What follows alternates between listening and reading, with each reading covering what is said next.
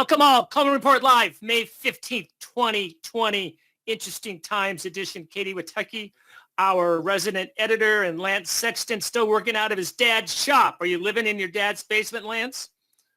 Oh, I'm sorry. I keep forgetting about the posters behind me. Yeah, yes, don't do that. I don't need to have any HR or any issues. Yes, I am. Bob, I am working out of Radio Shack, one of the best remaining Radio Shacks in the country, and have been here for a while. So it's good to be here. Good to be on the show. I'm glad you're here. Glad we're all healthy. Hey, is that next door to a Blockbuster video? By the way, there are over 7,000 VHS tapes in the back room here if anybody's interested. And you got that compact computer on the shelf you want to sell. Yeah, absolutely. Hey, Bob Judge is joining. I was saying Bob Judge is joining us, the CEO of Government Loan Solutions out of New York. How's New York treating you, Bob? Well, it's kind of quiet here. It's like a small town. I mean, not many people on the streets. It's actually kind of a nice day. It's in the 70s until 80 today. So we'll see if people will remain inside or are they going to start to get outside. So we'll see. Well, Bob, thank you very much for joining us. Bob's our secondary market expert. We're going to talk about secondary market, how PPP affects that, what's going on with secondary market. Let's go to the poll questions. Are you currently accepting PPP applications or are you shut down? Bob, I think you're going to find a lot of people still accepting them because there's plenty of money left. And I think a lot of people may have shut down briefly to catch up, but a lot have reopened. Wow. Yeah. Good for all of you. Good for all of you. Good. Number 2. Do you believe PPP achieved its stated goals of helping Main Street? That may be too early of a question, but I'd like to know the sentiment of the people on the line. And my personal opinion is that it did, even with some of the issues. Yeah, I think good answer. Yeah. I have no issue with people who said no because there's always going to be glitches, but I'm glad half the people say, yeah, this is a good thing. I think you all know my personal thing. I'd rather bail out Main Street than General Motors, but good. Yeah. Thank you for your honest answers. 3, has your institution furloughed any employees during this crisis? By the way, do we have a name for the crisis yet, Katie or Lance? We came up with that in Great Recession. I mean, what is the buzzword? 9/11, Great Recession. Do we have a buzzword yet for this crisis? I have not heard one. What about you, Katie? All I'm hearing is everybody's just calling it the coronavirus or the novel coronavirus. I haven't really heard something specific yet. Yeah, I'm just curious what history will come up with. I've heard that it's called the boomer remover virus. Thanks a lot. Since I'm now a boomer, Medicare. 7%. Does that number surprise you, Lance? Did you think it would be higher? Actually, not yet, but there could be. I had a conversation with a friend of mine in New York yesterday. Bob, it should have been you, but it was someone else, and we were talking about this, and we both feel like there's some tough times still to come. And would not be surprised to see that number increase over time. But remember, and Bob Judge and I lived through this when we did our first secondary market summit, that back in 2008, the credit market seized. You cannot, the overnight paper seized. Big brokerage houses were going out of business. You couldn't get credit. That is significantly different than today, right, Bob? Yeah, well, the Fed moved a lot faster this time around because they already had the playbook. So they stepped in a lot sooner to offer liquidity to the market. So you never really had it took a couple of weeks last time around, or even a month or so, to get something going. This time they were on it right away. So it definitely was a quicker and faster response to market conditions. That's the big difference. Back in 2008, 2009, I mean, people. 25% of my BDOs lost their jobs. So this is not 2008. There's a lot of differences. I mean, there's There's some similarities, but credit hasn't seized. And that was the big deal back in 2008. If you wanted to buy a hotel, the only way you could do it was 504. Go ahead, Lance. The other thing we learned from '08, '09, and 10 is the SBA skill set was in high demand then. I was working at SBA as deputy director right after the recession or during the tail end of it. And that SBA skill set was in high demand, and SBA lending was rocking and rolling back then. Yeah, I mean, it's Katie, what is this quote? Tell us the context of this quote, and where's guidance, Katie?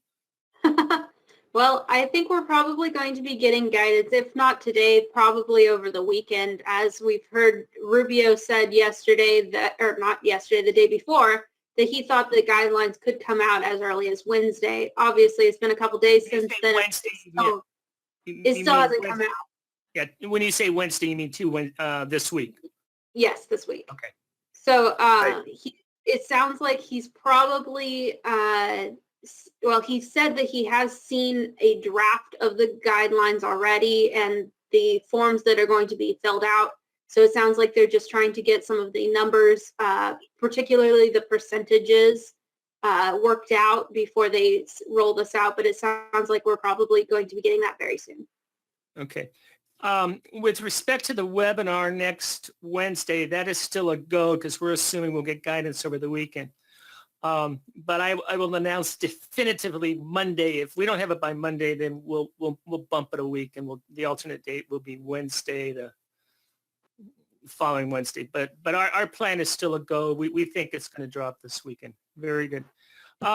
Bob Judge, talk to me about secondary market. First of all, you got to define prepay because not everyone knows what that is. So tell us about what do you mean by prepays decrease? Well, prepayments are the annualized percentage of the balance in a given period that will prepay over the following year. So the higher the prepayment speed, the greater amount of principal that will be paid off either in default or in the refinancing over the ensuing 12 months. So another way to look at it is the average life decreases, which hurts people who pay premiums because they don't have the loan as long to recoup their premium. So prepays are bad for the secondary market holders, regardless of where they come from, because again, they own a guaranteed piece of paper, so a default and a voluntary payoff are treated the same from their perspective. It's probably, I was going to say it is too early to determine what's going on with defaults, but I assume that the numbers, for example, April of 20, those are primarily all refinancing that have been paid off, correct? Yeah, I mean, right now we haven't seen any defaults flow through the system. I mean, anything major, anything above normal. Right, the voluntary side is starting to decline pretty quickly, which is what you would expect in this situation. Same thing happened in the credit crisis because, tightening of credit standards, the uncertainty around, where economic conditions, things like that. So people can't really refinance their small business loan, and defaults are going to be pushed out because of all the actions that the SBA and Treasury are taking by, paying 6 months of principal and interest, deferments, PPP, all this stuff are going to push, defaults into the future. So right now, we are seeing overall prepayments drop principally because of the voluntary side is declining rapidly. All right, I have two questions for you. Question number one, I'm the CFO of a bank, and I'm got my handy pencil and eraser out, and I'm tweaking the budget for the rest of calendar year 2020. What should I be plugging in as secondary market premiums? Well, the premiums have come back quite a bit. I mean, they dropped about 6%, in March. They've come back about halfway, so they've come back about 3%. I would expect it to come all the way back, again, because prepays are expected to be lower. So I think over the next couple of months, but certainly by the fourth quarter, we'll probably see premiums similar to what we saw, prior to the crisis, which is, so if I was a CFO, I certainly would I'd be more willing to sell my loans than not. One, because, eventually there will be losses, so it's a good way to generate capital. So I expect to see more a higher percentage of loans getting sold than last year, for instance. And so I think that the premiums should, come back pretty nicely in the second half of the year. The big question is supply. Right now, even though supply has started to come back to the market, it's nowhere near what it normally is. So, I'm sure a lot of people aren't thinking about normal 7A, concentrating on PPP, especially the last couple of months. But, if the SBA gets a 90%, guarantee in place, that should be a boost for lending. So hopefully by the third or fourth quarter, we'll have a 90% guarantee and some, a pretty sizable amounts of origination and, larger volumes of sales in the secondary market. Bob, walk us through the PPP process. I mean, we're talking hundreds of billions of dollars that have been dispersed. Give us a 101. Who's buying this paper and is it affecting the secondary market? It has no real impact on the secondary market because the Fed has come out originally saying that depository institutions could sell to could finance them to the Fed. So that took any secondary market sales of PPP loans from banks and savings and loans and credit unions out of play. So those institutions wouldn't sell; they would just go to the Fed. There were some trades supposedly amongst sort of non-bank lenders, but then they opened it up. The Fed opened up their facility to non-bank lenders as well. So I would expect right now that there isn't anybody selling any of these things in the market because the Fed is going to finance them at a much very attractive rate. They're not, even when they were sold, they were not treated like a 7A loan. You didn't have to use Coleman, for instance, to do it.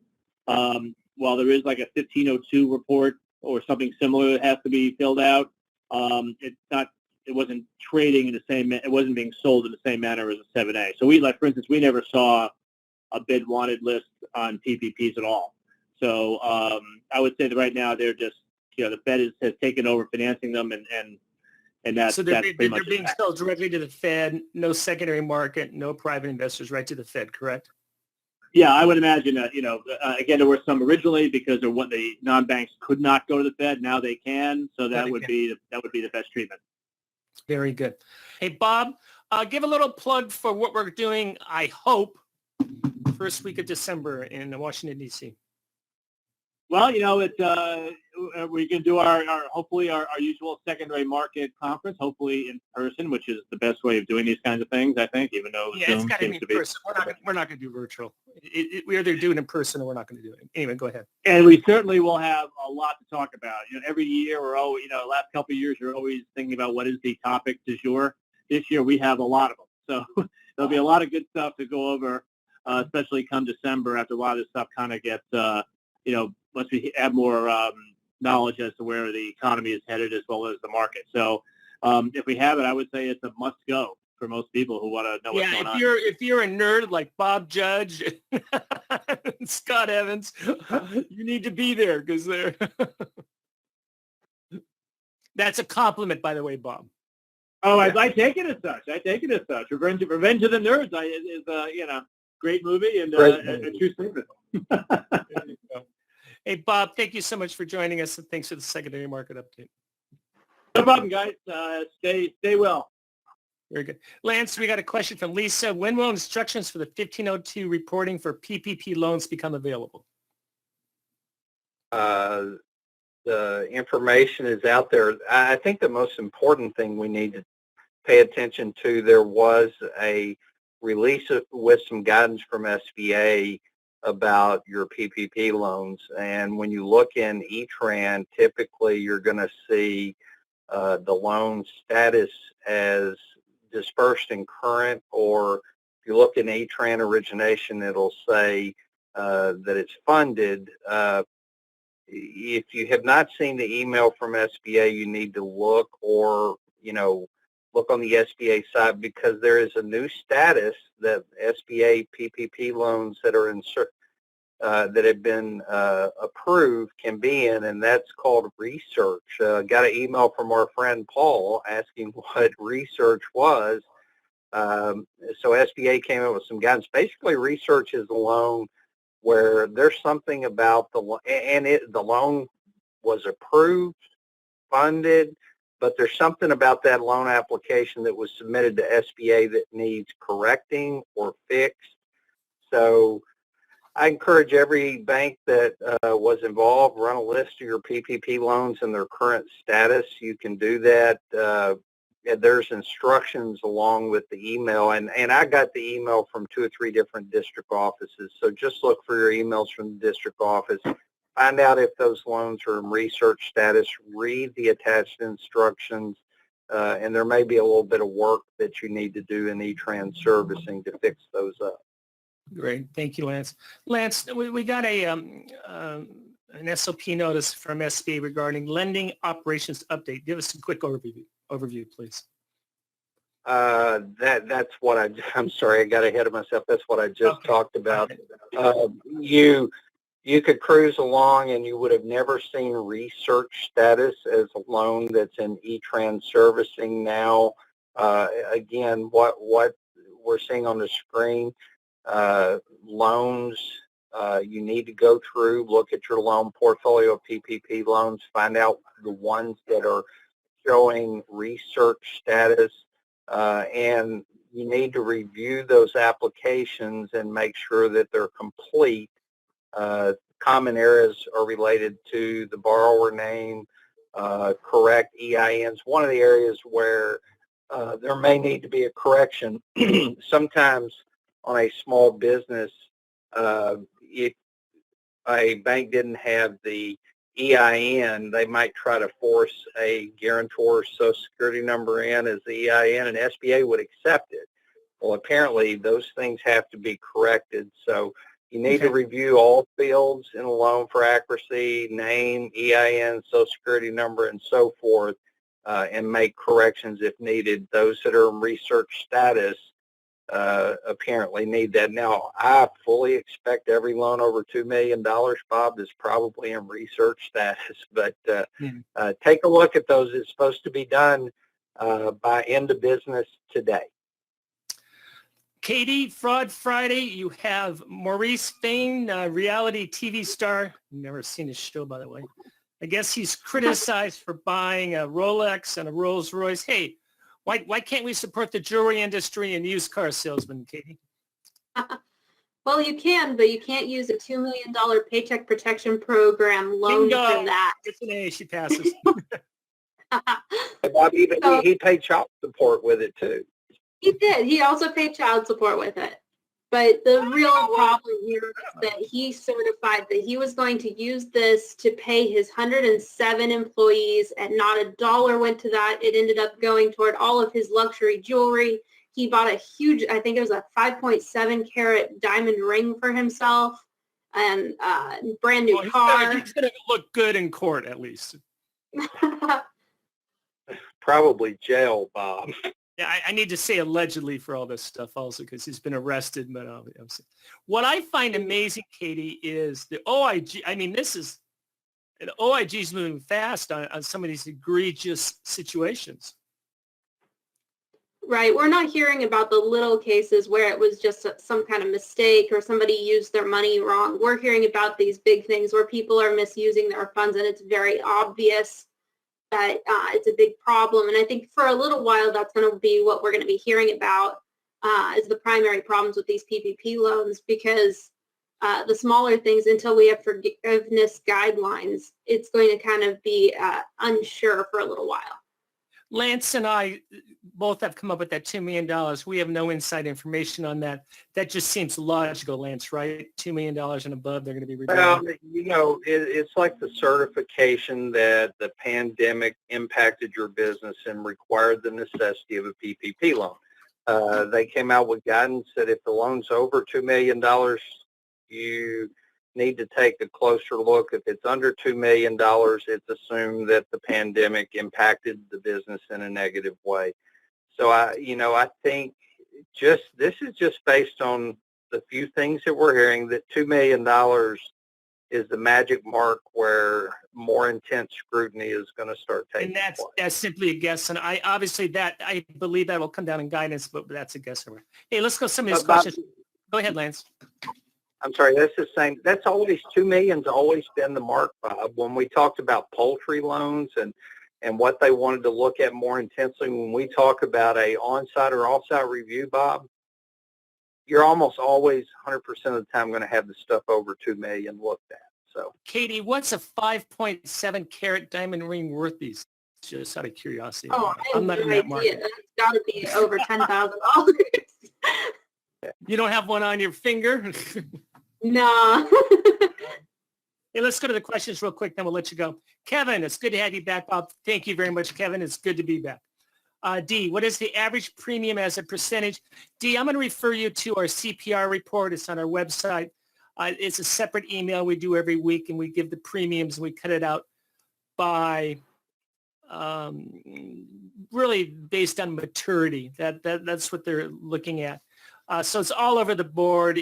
Depending if it's a smaller loan, it's going to be a lower premium than if it's a 25-year real estate loan, and also rate impacts that as well. yeah, your sweet spot for premium is a 25-year quarterly adjust, prime plus 2 3/4. That'll get them out. Yeah, if you can get that, that's it. Are they? Jimmy asked, are they discussing the 90% guarantee in the next stimulus plan? I don't know, Lance. Do you? The answer is yes, they're discussing it. Is it going to happen? I don't know. How's that for an answer? Well, and the thing that's going on with SBA, everything's a fire drill. It was a fire drill to get PPP out. It's a fire drill to get forgiveness out. You know, everybody forgets that there was supposed to be a 50-10-6. We may not see that until 2021.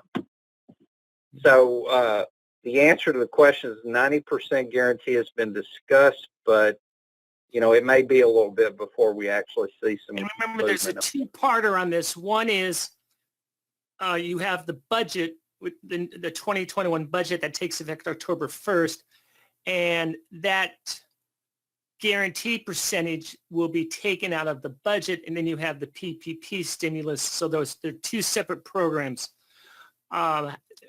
Obviously, what we've seen the last couple months, there is huge bipartisan support on both sides of bipartisan support on supporting SBA.